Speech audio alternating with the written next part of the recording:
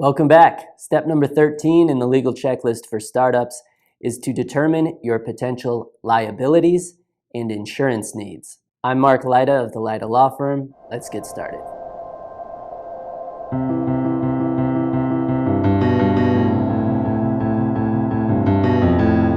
When I say potential liabilities, what I mean is potential risks.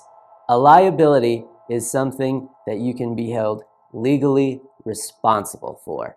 So for example, if you have a storefront or an office and your customers or clients are coming to see you in person, you have to worry about things like what if they slip and fall and get injured, and you could be held legally responsible. Those are the types of things I'm talking about with potential liabilities. So you need to think about your customers, you need to think about disgruntled customers, disgruntled employees, and business competitors. You need to think about all the things that could go wrong. It might not be a fun exercise, but it is necessary. And a big part of being an entrepreneur is assessing and managing your risk. Also keep in mind that your risks are different depending on what type of industry you're in. If you are in a particularly dangerous field, your liabilities could be a lot higher. So you need to think about the risks particular to your type of business. So like I said, being an entrepreneur is about managing risk. We've already talked about selecting an entity type to manage your risk and limit your liability. But one of the other key ways to limit your liability and manage your risk as an entrepreneur is to be adequately insured. So you need to think about the amount and type of insurance you need to cover your business risks. There are many different types of insurance for business owners. In this video, I'll just briefly touch on three pretty common types of business owner insurance policies: commercial general liability policies, umbrella policies, and professional liability policies. There's a type of policy called a commercial general liability policy, and that's the most general type of policy for a business owner.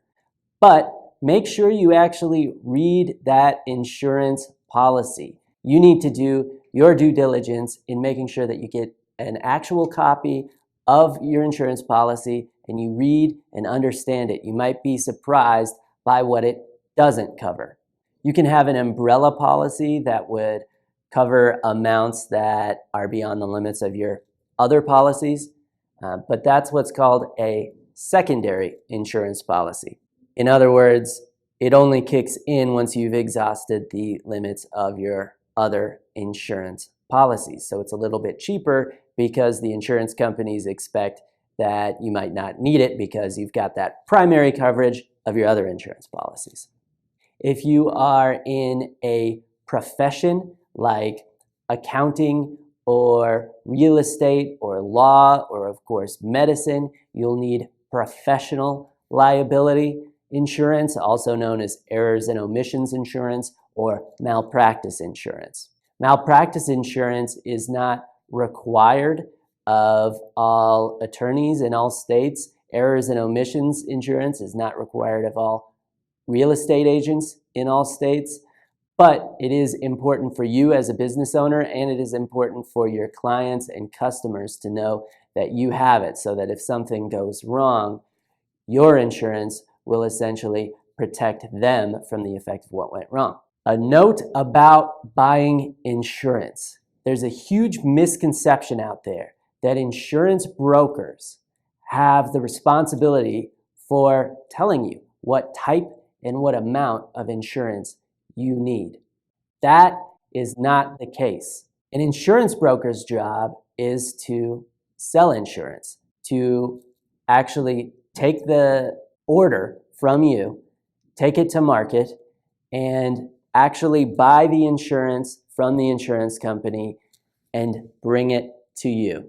They are paid by commission typically. So if you think about it, it would really be a conflict of interest for them to have the job of instructing you about what type and amount of insurance you need, because they would have an incentive to upsell you.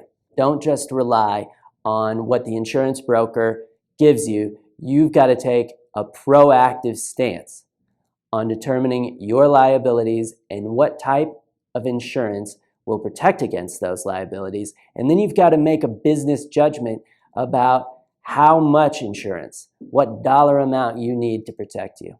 If you want to assess the actual type and amount of insurance you need, you should consult a flat fee risk management consultant or discuss it potentially with your attorney. An attorney is not tasked with telling you what types or amounts of insurance to get either. However, an attorney can help you determine what your potential liabilities are. A consultation with an attorney can be a good idea. If you have an attorney who's a trusted advisor, you can go through the exercise of brainstorming everything that could go wrong. Like I said, it's not a pleasant task, but that brainstorming exercise is a really important task for you to go through. It can actually give you peace of mind to go through that process, to know that you've thought of so many different possibilities for what could go wrong, and you figured out a way to protect yourself.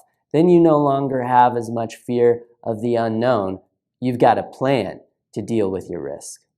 That was step number 13, determine your potential liabilities and insurance needs. Next up, we'll talk about step number 14, set up an accounting system for your business. Thanks for watching. Please remember to click like and subscribe to help keep legal education accessible for small business owners.